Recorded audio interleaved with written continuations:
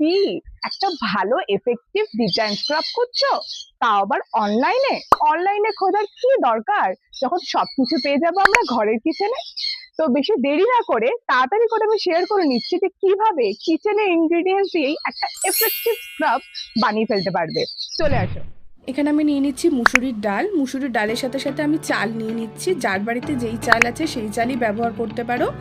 চাল নিয়ে নেওয়ার পরে দুটো উপকরণকে একসাথে মিক্সিতে দিয়ে ভালো করে ব্লেন্ড করে নিতে হবে। ব্লেন্ডটা এমন করতে হবে যাতে একদম পাউডার না হয়ে যায়, একটু দানা দানা ভাব যাতে থাকে, নয়তো স্ক্রাবটা ভালো করে তৈরি হবে না।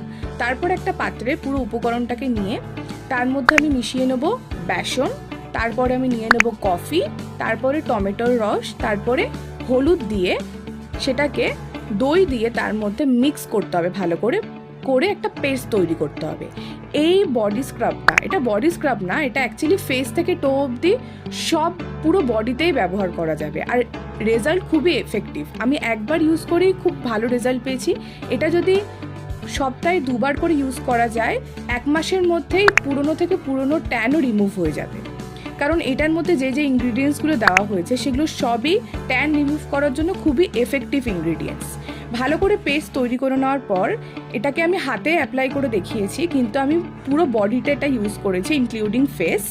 তো ভালো করে সার্কুলার মোশনে এটাকে স্ক্রাব করতে হবে 5 থেকে 7 মিনিট ধরে, তারপরে 10 থেকে 15 মিনিট ধরে ড্রাই করে ওয়াশ করতে হবে। এখানে আমি বিফোর অ্যান্ড আফটারের লুক শেয়ার করেছি যে কতটা এফেক্টিভ রেজাল্ট দিয়েছে একটা ইউজেই।